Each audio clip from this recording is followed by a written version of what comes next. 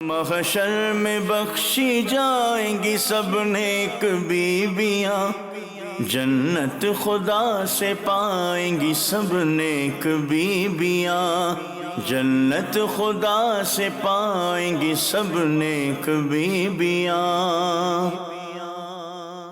الحمدللہ رب العالمین والصلاة والسلام علی سید المرسلین، اما بعد فاعوذ باللہ من الشیطان الرجیم، بسم اللہ الرحمن الرحیم۔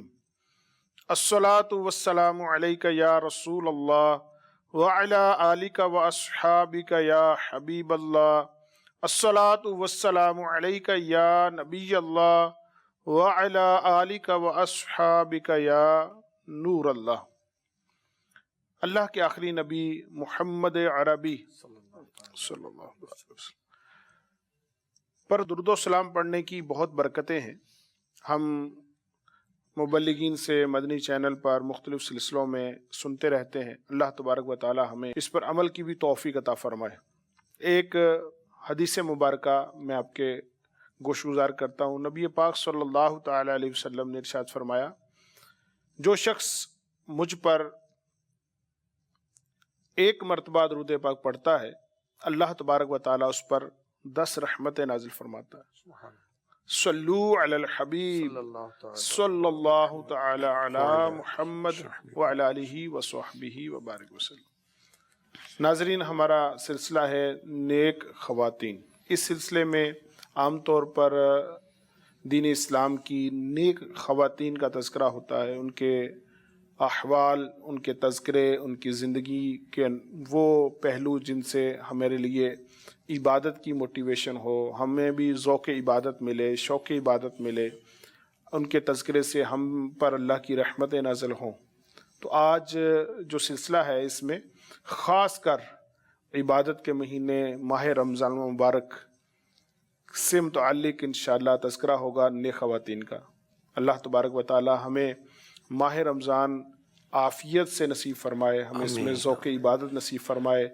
ہم رمضان مبارک بلکہ ہر روز کی قدر کریں، اپنے زندگی کے ہر پہلو کی قدر کریں۔ اللہ تعالیٰ کی رضا کے لیے ہمیں زندگی گزارنے کا جذبہ مل جائے۔ کاش کہ اللہ ہم سے راضی ہو جائے۔ آج خاص سلسلہ ہے تو آپ خاص توجہ سے سماعت کیجیے گا، اللہ تعالیٰ انشاءاللہ اس کا اجر عطا فرمائے گا۔ یہ سیدھی ماہ رمضان مبارک کی آمد ہے الحمدللہ، اور کئی عشاقان رسول، عاشقان رمضان ماشاءاللہ اس کے لیے تیاریاں بھی کرتے ہیں، اور شیخ طریقت امیر علیہ سنت تو رمضان مبارک کے لیے ماشاءاللہ ایک اہتمام کرتے ہیں۔ جی آپ جانتے بھی ہیں، تو کچھ امیر علیہ سنت کا بھی بتائیے، اور اس کے ساتھ ساتھ پیارے پیارے آقا صلی اللہ تعالی علیہ وسلم جو ہمارے آقا ہیں، بے شک، ہمارے لیے رول ماڈل ہیں، بے شک، جن کی زندگی اسوہ حسنہ ہے، بے شک۔ وہ رمضان مبارک سے پہلے ان کے معمول میں سے استقبال رمضان کی کوئی روایت سنائیے۔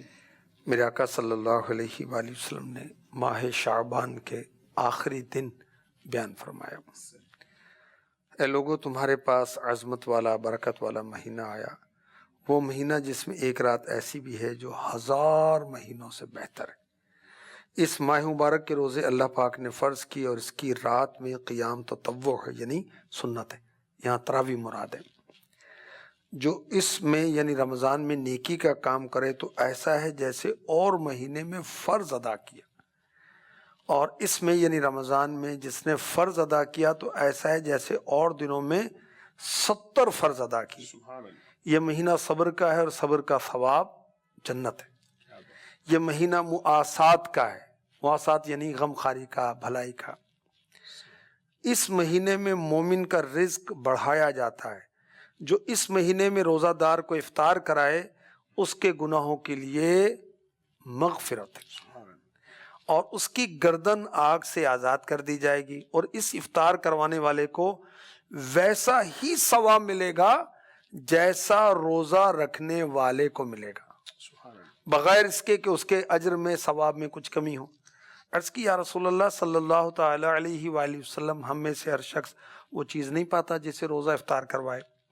ارشاد فرمایا، اللہ پاک یہ ثواب تو اس شخص کو دے گا جو ایک گھونٹ دودھ یا ایک کھجور یا ایک گھونٹ پانی سے روزہ افطار اللہ کرے، اکبر، کیا بات ہے، اور جس نے روزہ دار کو پیٹ بھر کر کھلایا سبحان اللہ، اس کو اللہ پاک میرے حوض سے پلائے گا کہ کبھی پیاسا نہ ہوگا، سبحان اللہ، یہاں تک کہ جنت میں داخل ہو جائے۔ سبحان اللہ، یہ وہ مہینہ ہے جس کا اول یعنی ابتدائی 10 دن رحمت ہے، سبحان اللہ، اس کا اوسط درمیانی 10 دن مغفرت ہے، اور آخر یعنی آخری 10 دن جہنم سے آزادی ہے۔ سبحان اللہ، جو اس مہینے میں اپنے غلام پر تخفیف کرے یعنی کام کم لے، اللہ پاک اسے بخش دے گا، جہنم سے آزاد فرما دے گا۔ کیا بات ہے، ارشاد فرمائے اس مہینے میں 4 باتوں کی کثرت کرو، ان میں سے 2 ایسی ہیں جن کے ذریعے تم اپنے رب عز و جل کو راضی کرو گے، بقیہ 2 سے تمہیں بے نیازی نہیں، پس وہ 2 باتیں جن کے ذریعے تم اپنے رب عز و جل کو راضی کرو گے وہ یہ ہیں: لا الہ الا اللہ کی گواہی دینا، استغفار کرنا، اور وہ 2 باتیں جن سے تمہیں بے نیازی نہیں وہ یہ ہیں: نمبر 1 اللہ پاک سے جنت طلب کرنا، نمبر 2 جہنم سے اللہ پاک کی پناہ طلب کرنا۔ سبحان اللہ، اللہ تبارک و تعالی ہمیں ماہ رمضان مبارک کی خوب قدر نصیب فرمائے، اور جو آپ نے یہ معمولات بتائے ان پر بھی عمل کی توفیق عطا فرمائے۔ میرے آقا علیہ الصلوۃ والسلام ماہ رمضان کا تعارف کروا رہے ہیں، اس کی شان بیان فرما رہے ہیں، رمضان کے روزوں کی طرف بلا رہے ہیں، اور یہ بتا رہے ہیں کہ روزے اللہ پاک نے فرض کیے ہیں، اور تراویح کی طرف بلا رہے ہیں، اور اس مہینے کے فضائل بتا رہے ہیں، اور روزہ افطار کرنے کی ترغیب دلائی جا رہی ہے، اور رمضان کے 3 جو عشرے ہیں ان کے بارے میں بتایا جا رہا ہے۔ سبحان اللہ، کیا کیا شان ہے، اور اس میں پھر ہم کیا افعال کریں، کیا اعمال کریں، اس کے بارے میں تربیت کی جا کیا رہی ہے۔ بات، اس کتاب کو پڑھیں تو انشاءاللہ اور بھی باتیں ملیں گی۔ جی بالکل، اس میں تو کثیر الکثیر ماشاء فیضان رمضان، اس کا نام ہی کہاں فیضان سے ملے گی؟ رمضان ہے۔ یہ انشاءاللہ مکتبۃ المدینہ کے کسی بھی شاخ سے ہدیتاً حاصل کی جا سکتی ہے، اور دعوت اسلامی کی ویب سائٹ سے free of cost download کی جا سکتی ہے، ریڈ کی جا سکتی ہے۔ ماشاءاللہ۔ سلسلہ ہے نیک خواتین، جی، تو کسی خاتون کا ایسا واقعہ سنائیے جس میں تذکرہ ہو افطاری کا، کیونکہ تذکرہ یہاں پر افطاری کا بھی ہے، چونکہ رمضان مبارک میں یہ سیدھی دیکھنے میں آیا ہے کہ کچھ لوگ تو بہت لگژری دسترخوان رکھتے ہیں، اور کچھ بیچارے سادہ پانی سے افطار کرتے بھی سننے میں آئے ہیں۔ جی، تو کیا ہونا چاہیے کہ مسلمان تو ہے ہی خیر خواہی کا نام، بے شک۔ تو اس میں کچھ ہماری رہنمائی فرمائے کہ رمضان مبارک میں ہمارے اسلاف کا کیا انداز تھا؟ حضرت سیداتنا بی بی عائشہ صدیقہ طیبہ طاہرہ عابدہ زاہدہ مفتیہ مجتہدہ عالمہ رضی اللہ تعالی عنہا آپ کی خدمت میں جنتی ابن جنتی سبحان اللہ، حضرت امیر معاویہ رضی اللہ تعالی عنہ، انہوں نے 1,00,000 دراہم بھیجے، 1,00,000 چاندی کے سکے۔ سبحان اللہ، سبحان اللہ، سخاوت امیر معاویہ مرحبا مرحبا۔ اور اب سنیں مومنوں کی ماں کی سخاوت کیسی۔ سبحان اللہ، آپ نے وہ سارے چاندی کے سکے ایک ہی دن میں اللہ کی راہ میں خیرات کر دی۔ سبحان اللہ، سبحان اللہ، کیا بات۔ اچھا، آپ کی کیفیت کیا تھی؟ آپ روزے سے تھی، اچھا، سبحان اللہ، اور اپنے پاس کچھ نہیں رکھا۔ آپ کی جو خادمہ تھیں سیداتنا بریرہ رضی اللہ تعالی، جنید میں کتنا پیارا نام ہے بریرہ، بہت پیارا، بہت پیارا، اپنے بچیوں کے نام صحابیات کے نام پر رکھیں، یونیک نیمز، اور بڑے پیارے پیارے اور بڑی برکت والے۔ بے جو شک، صحابہ اصل ہیں، بات تو یہ ہے کہ برکت والے۔ جی صحابہ اور صحابیات اس امت کے افضل اولیاء ہیں، بے شک، اور جس کی پیروی کریں ہدایت پائیں، روشنی کے جگمگ جگمگ کرتے ستارے ہیں یہ۔ اہدینا الصراط المستقیم کے مصداق ہیں صحابہ کرام۔ بے شک، اور اللہ پاک رحمت فرمائے۔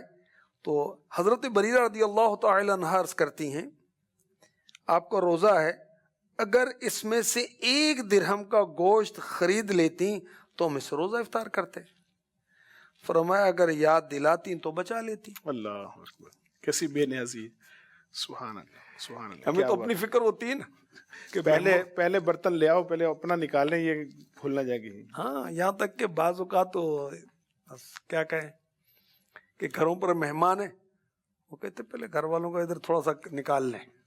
کچھ صدقہ بھی کریں نا. یہ قربانی کے دنوں میں بھی یہ نظر آتا ہے، اور بھی کئی مقامات پر، کہ دنیا میں شہرت ہے کہ یہ صدقہ کر رہے ہیں، یہ قربانی کر رہے ہیں، یہ کر رہے ہیں. اگرچہ جائز صورتیں ہوتی ہیں، ہم کسی کے ناجائز ہونے کی بات نہیں فی الحال کر رہے، لیکن ایک وہ ہے نا راہ خدا میں خرچ کرنا، جی، تو وہ اس کی روح نظر نہیں آ رہی ہوتی. یعنی وہ گما پھرا کر صدقے کے نام پر بھی یا راہ خدا کے نام پر بھی اپنے ہی برتن بھرنے ہیں، تو پھر کیا اس کو کہیں گے. تو بی بی عائشہ صدیقہ طیبہ طاہرہ رضی اللہ تعالی عنہا 1,00,000 درہم آپ کے پاس ہیں، مگر آپ کی توجہ نہیں ہے کہ میں نے روزہ افطار کرنا ہے اور اس کے لیے کچھ اہتمام کرنا. سبحان اللہ. اور ہمارے تو پیشگی اہتمام ہیں، اور ٹھنڈے شربت اور وہ چیزیں جو میڈیکلی ٹھیک نہیں، وہ بھی سنبھال کے سموسے پکوڑے اور کیا دیگر کیا. دنوں میں تو ہو سکتا ہے کوئی احتیاط کرتے ہوں، رمضان مبارک میں تو اور بھی زیادہ، جیسے اپنے پکوڑوں سموسوں کی بات کی، تو یہ زیادہ ایسی چیزیں کھائی جاتی ہیں، پھر بیمار بھی زیادہ ہوتے ہیں. تو پڑوسیوں کے جو بالکل دیکھیں کہ اللہ میں نصیب فرمائے. دیکھیں ایک تو ہے کہ رمضان آئے اور آپ سحری افطاری میں صدقہ و خیرات کریں، ان کو کھانے بھیجیں، اس سے اور بہتر نہیں. وہ کیا صحابہ کرام علیہم رضوان شعبان میں صدقات جو نکالتے تھے، زکاتیں دیتے تھے، اس کی وجہ کیا تھی؟ کیا حکمت بیان کی گئی؟ بتائیں. کہ غریب و مسکین لوگ جو ہیں رمضان کی تیاری کر لیں. سبحان اللہ، سبحان اللہ. تو پیشگی دے دے نا. صحیح. مثال کے طور پر شربت کی بوتل منگوانی ہے تو پہلے سے لیں گے نا.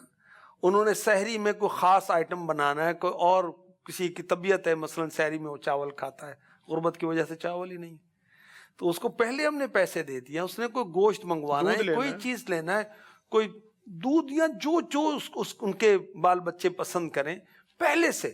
اور سب سے پہلے ہم غور کریں اپنے جو خونی رشتے ہیں، بہنیں ہیں، بھائی ہیں، ہمارے خالہ ہیں، پھپھیاں ہیں، ماموں ہیں، چچا ہیں، نانا دادا، ان کے اندر اگر کوئی غریب ہے سب سے پہلے تو اس کے لیے کریں. پھر ایک فائدہ اس کا یہ بھی ہوگا نا کہ ان کا اضطراب ختم ہو جائے گا. اب مثلا روزانہ ہی اگر افطاری میں کسی کو دینا ہی ہے، اب اس کو تو یہ ہے کہ پتہ نہیں اب شام ملے گا نہیں ملے گا، کیا کریں گے. اچھا پھر سستی رمضان میں روزہ رکھنے کی، جی کیا کریں جی افطاری کے لیے نہیں ہے. افطاری تو پانی سے بھی ہو جائے گی بھائی، بعد میں جو کھانا ہے کھا لو. بلکہ یہ آپ کی بات سے مجھے ذہن میں آئی بات، یہ زبردست نیکی کی دعوت بھی ہے. آپ کسی کو افطاری کے لیے کھجوریں دے رہے ہیں، ماشاءاللہ، تو اس کو آپ ذہن دے رہے ہیں کہ آپ روزہ رکھیں. جی جی. تو یہ اور اس میں نا امیر علیہ سنت کی ایک بڑی پیاری بات جنید بھائی یاد آئی کہ آپ فرماتے ہیں کہ جن کو اللہ نے توفیق دی، غریبوں کے علاقوں میں گھروں میں جا کر تقسیم کریں. صحیح. خشک راشن، دالیں، چاول، آٹا، پھل تقسیم کریں. مثلا سیب وغیرہ یہ تو چند دن چل بھی جاتے ہیں. کھجوریں ہیں، جزاک اللہ. کھجوریں جو ہیں افطار کرنا سنت ہے، سحری میں بھی سنت ہے کھجور استعمال کرنا. تو کھجوریں دے دیں بھائی، آپ پیکٹ دیں. اور بڑی پیاری بات امیر علیہ سنت نے ارشاد فرمائی کہ مسجدوں میں افطاری کا آپ سامان بھیجتے ہیں. صحیح.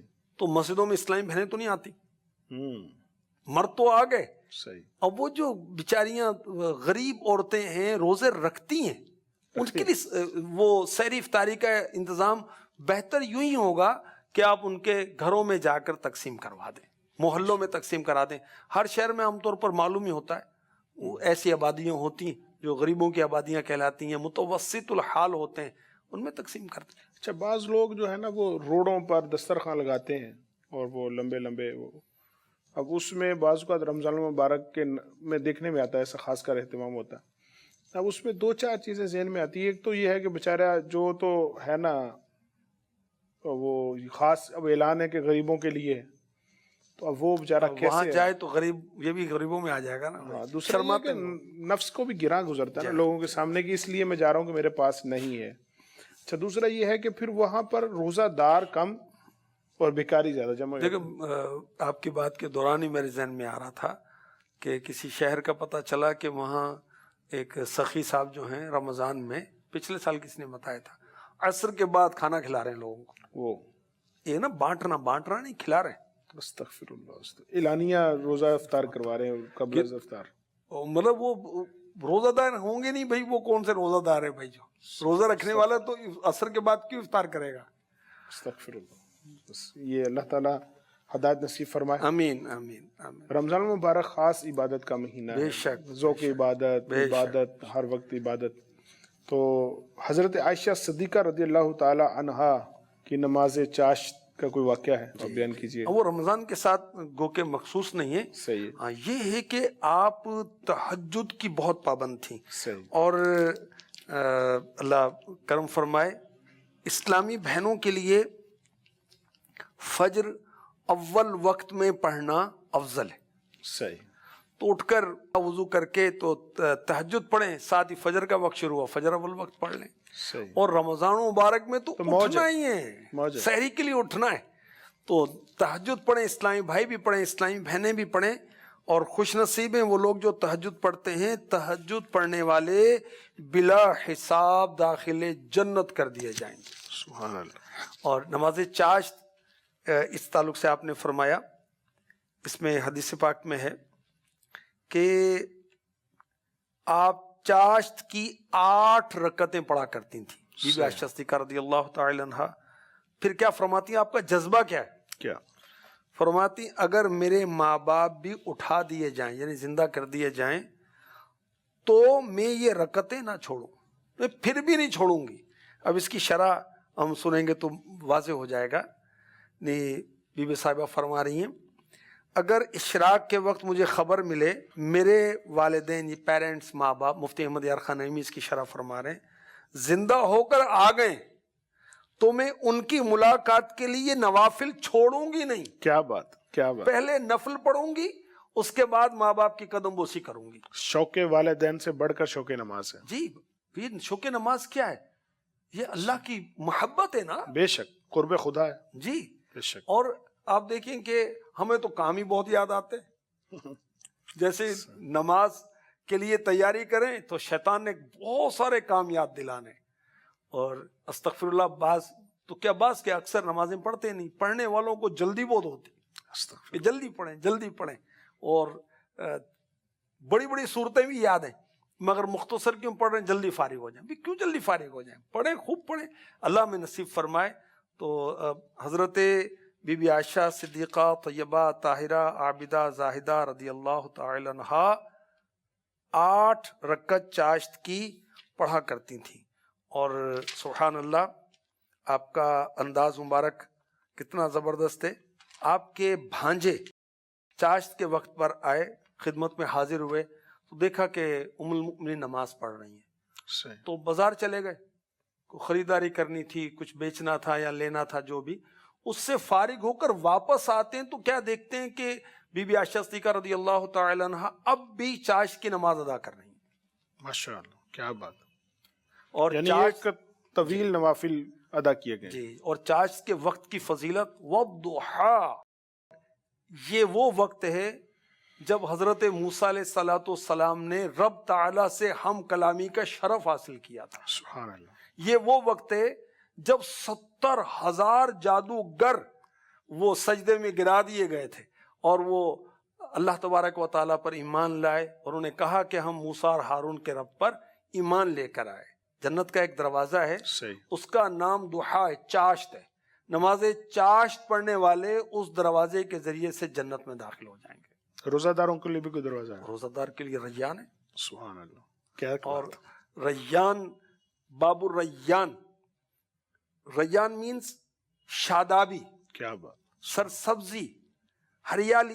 اس قسم کے معنوں میں مفتی صاحب نے مرآت میں لکھا، کیونکہ انہوں نے روزہ رکھا اللہ کے لیے، پیاس برداشت کی، تو ان کو باب الریان سے داخل جنت کیا جائے گا. سبحان اللہ. خاص روزہ داروں کے لیے دروازہ جنت ہے. سبحان اللہ، کیا بات. اللہ تعالیٰ نصیب فرمائے. یا سیدھی سوالات کا سلسلہ ہے، سوالات کچھ موجود ہے. ایک سوال یہ ہے کہ بچوں کو روزہ کب رکھوائیں اور اس کی کیا، اس کے پہلے بارے میں آپ کو اعلیٰ حضرت رحمۃ اللہ تعالی علیہ کے والد صاحب کی بات اور اعلیٰ حضرت کی بات سناتا ہوں. جی ضرور سنائیں.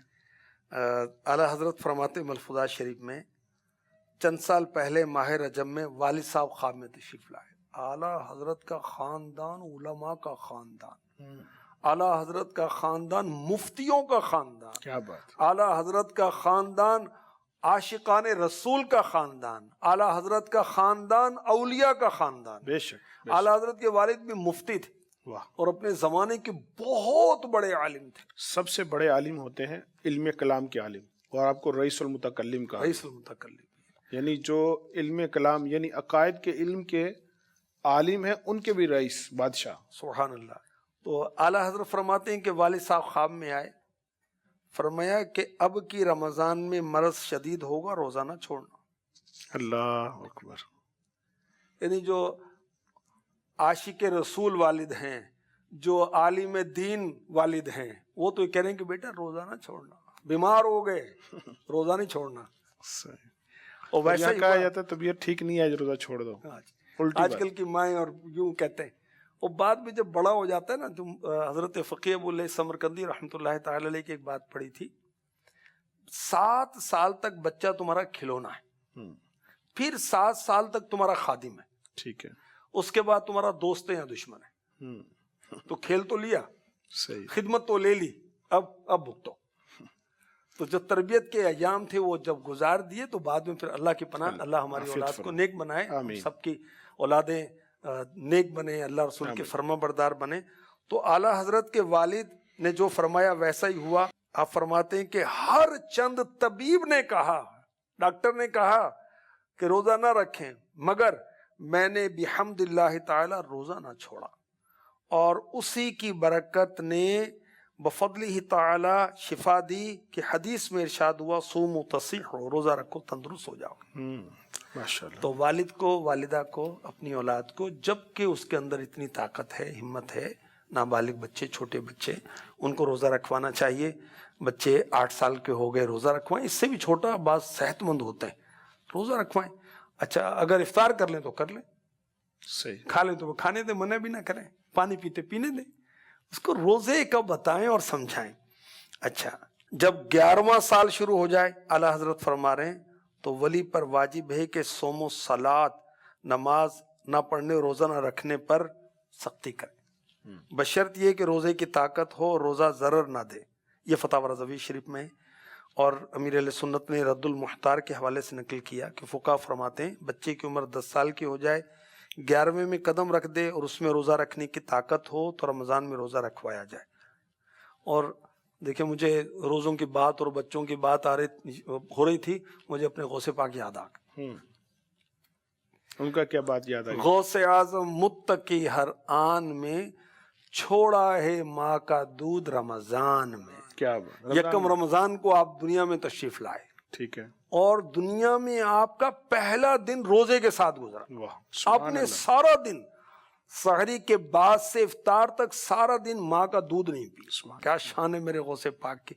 और हम बच्चों को अभी से ज़हन दें, समझाएं, बताएं, तो इंशाअल्लाह वो रोज़ा रखेंगे, उनको भी फ़ायदा होगा, हमें भी फ़ायदा। डट कर खाने की वजह से बीमार होते हैं, फिर रमज़ान के बावजूद भी रोज़ा छोड़ देते हैं, यानी कि हालांकि ये मौका था बहुत सारी बीमारियां दूर करने का कि अगर हम रोज़ा रख लें। बेशक। अच्छा, कई यानी वो बाज़ औक़ात हम बड़ी अंग्रेज़ी तहकीकों पर बड़ा इत्मीनान करते हैं और बड़ी वो देखते हैं कि वो फ़लाँ थीसिस आ गए, फ़लाँ तहकीक आ गई। अच्छा, जो इबादत से मुताल्लिक तहकीक आती है ना, उसको नहीं मानते। फैज़ान रमज़ान में है तो कि रोज़ा दिल के लिए, शुगर के लिए, रोज़ा मैदे के मरीजों के लिए तो बहुत ज़्यादा अकल में आने वाली बात भी है। यानी कि जब बंदा भूखा रहेगा तो जो चीज़ें एक्स्ट्रा हैं बदन में, कोलेस्ट्रॉल की सूरत में, चिकनाई की सूरत में, और मैदे के अंदर कैंसर तक का इलाज, आज भी ऐसे क्लिनिक्स हैं कि वो कैंसर का इलाज फाकों के जरिए करवाते हैं। जापान की एक तहकीक आई थी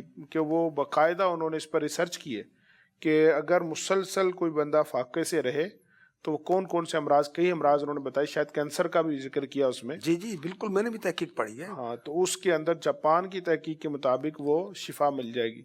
तो वो लोग इस तरह कर भी रहे हैं।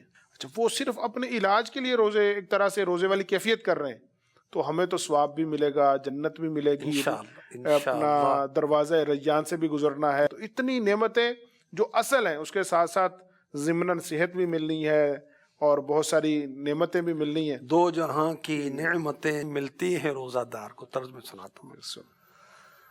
دو جہاں کی نعمتیں ملتی ہیں روزہ دار کو، دو جہاں کی نعمتیں ملتی ہیں روزہ دار کو، جو نہیں رکھتا ہے روزہ وہ بڑا نادان ہے، جو نہیں رکھتا ہے روزہ وہ بڑا نادان ہے. مرحبا صد مرحبا پھر آمد رمضان ہے. مرحبا مرحبا. سیدھی میں اپنی زندگی میں یعنی چند سال پہلے ہی میرے مشاہدے میں یہ باتیں ہیں کہ تراویح کا وقت ہوتا تھا، نماز کے لیے جاتے تھے، گلیاں سنسان نظر آتی تھی، اور دن میں بھی کبھی کہیں، میں یعنی چند سال پہلے کی بات کر رہا ہوں، ہم نے بھی بچپن میں دیکھا ہی یعنی جو آپ فرما رہے ہیں. اور اس طرح دن میں کہیں کو کھانے والی چیز اوپر نظر نہیں آتی تھی، بلکہ گورنمنٹ کی طرف سے بھی اس پر تھا کہ یہ اوپر نہ کیا جائے. اب بھی ہے عمل درآمد قانون تو اب بھی ہوگا. تو اب جو اب بھی جاتے ہیں تراویح پڑھنے تو دیکھتے ہیں تو ایسے لگتا ہے جیسے کوئی کسی کو پرواہ نہیں ہے، کوئی وہ لوگ ویسے گھوم رہے ہیں، آ جا رہے ہیں. اور اچھا پھر گھروں میں اسی وقت میں ڈرامے دیکھے جا رہے ہیں. اب رمضان المبارک میں تراویح کا وقت ہے اور کثرت نماز کا وقت ہے، اللہ کی بارگاہ میں قیام کا وقت ہے، اور اللہ تبارک و تعالیٰ کے محبوب فرماتے ہیں جو اللہ تبارک و تعالیٰ کی رضا کے لیے ایماناً اور احتساباً رمضان میں قیام کرے تو اللہ تعالیٰ اس کی زندگی کے پچھلے گناہ معاف کر دیتا ہے. سبحان اللہ. تو یعنی اس کی کتنی فضیلت ہے. اصل میں ایک غلط فہمی یہ بھی پائی جاتی ہے جنید بھائی، جہالت کی بنا پر، سستی کی بنا پر تراویح پڑھیں تو ثواب ہے، نہ پڑھیں تو کوئی گناہ نہیں. استغفر اللہ. تراویح سنت مؤکدہ ہے. بے شک بے شک. اگر آپ نے ایک بار نہیں پڑھی تو اساءت کا ارتکاب کیا، برا کیا. اور اگر آپ عادتاً تراویح کو ترک کرتے ہیں گناہ گار ہوں گے. اور گناہ بھی رمضان مبارک، رمضان کا گناہ تو شدید ہے. اور جس طرح نیکی 70 گناہ ہے تو گناہ بھی شدید تر ہے. بالکل. یعنی یہ ایک فارمولا یعنی پڑھا تھا میں نے کتاب میں کہ جس چیز کی فضیلت اور اہمیت اللہ کی بارگاہ میں جتنی زیادہ ہے نا، اس کا ترک بھی اتنا اللہ کی بارگاہ میں سخت تر ہے. اس کا عذاب سخت ہے، عتاب سخت ہے، اس پر پکڑ سخت ہو سکتی ہے. بالکل. اس میں رمضان کے گناہوں کے بڑے عذابات اس کے اندر لکھے ہوئے. استغفر اللہ، جو اللہ رسول کی نافرمانی کریں، جسے آپ نے کہا تو مکے کی بات یاد آ رہی تھی. اللہ مکہ دکھائے ایمان و عافیت کے ساتھ. آمین. ایک نیکی 1,00,000 کے برابر، اور ایک گناہ بھی 1,00,000 کے برابر ہے. حضرت عبداللہ ابن عباس رضی اللہ عنہما نے آپ نے مکے کی سکونت ترک کر کے طائف میں رہائش اختیار کر لی تھی. یعنی رمضان المبارک تو وہ مقدس مہینہ ہے کہ پچھلی زمانوں میں کتابوں میں موجود ہے، اس کتاب میں بھی موجود ہے فیضان رمضان شریف میں، کہ کفار بھی اس رمضان میں احتیاط کرتے تھے. جی. غیر مسلم بھی احتیاط کرتے. اس کی برکت سے اللہ پاک نے انہیں ایمان عطا فرمایا. ایمان عطا کیا. ایک وہ مجوسی کا واقعہ ہے. صحیح. اللہ تبارک و تعالیٰ دعا فرمائے حضور کہ اللہ تعالیٰ ہم سب کو ذوق عبادت نصیب فرمائے. آمین. رمضان مبارک نصیب بھی فرمائے، اس کی عبادت بھی نصیب فرمائے. آمین. بخشش، بے حساب بخشش، حتمی بخشش کا ذریعہ بن جائے. آمین. آمین. ناظرین، ہمارے سلسلے کا وقت پورا ہوا ہے، اور آج سلسلہ تھا ماہ رمضان المبارک میں ذوق عبادت، خواتین کی کا ذوق عبادت. حضرت عائشہ صدیقہ رضی اللہ تعالی عنہا کا بھی تذکرہ ہوا، آپ کی نماز چاشت کا تذکرہ ہوا، آپ کے صدقات کا تذکرہ ہوا. کیا بات تھی کہ 1,00,000 درہم ہاتھ میں آیا اور اس طرح تقسیم کیا کہ احساس نہیں ہوا کہ اپنے لیے بھی 1 درہم لے لیں. کیسی اللہ کی رضا کی یہ باتیں ہیں. اللہ ہمیں بھی نصیب فرمائے، ہم بھی راہ خدا میں خرچ کرنے والے بن جائیں. دعوت اسلامی جو کہ عاشقان رسول کی عالمی مدنی دینی تحریک ہے، مدنی تحریک ہے، اس کے بے شمار شعبہ جات ہیں، تقریباً 80 کے قریب شعبہ جات ہیں جو خدمت دین میں مصروف عمل ہیں. اپنے عزیز و قارب میں دیکھیں جو اس کا مستحق ہے، اس کو صدقات و خیرات دیں. اور پھر دعوت اسلامی آپ کی اپنی تحریک ہے. دیکھیں مدنی چینل کے ذریعے آپ کو یہ جو باتیں سکھا رہی، دعوت اسلامی سکھا رہی. کبھی صبح فجر میں اٹھانے آتے ہیں، کبھی چوک میں درس دینے آتے ہیں، کبھی ہفتہ وار اجتماع میں بلانے آتے ہیں، کبھی خواتین کے لیے اجتماع الگ بپردہ ہیں، جامعات ہیں، مدارس ہیں، اور کتنے ہی شعبہ جات ہیں. تو اس کے لیے بھی اپنا خوب حصہ ملائیں، کوشش بھی کریں، لوگوں کو بھی کہیں. انشاءاللہ یہ آپ کے لیے صدقہ جاریہ ہوگا. اللہ اس پر بھی عمل کی توفیق عطا فرمائے. آمین بجاہ النبی الامین صلی اللہ تعالی علیہ وآلہ وسلم. محشر میں بخشی جائیں گی سب نیک بیویاں، جنت خدا سے پائیں گی سب نیک بیویاں، جنت خدا سے پائیں گی سب نیک بیویاں.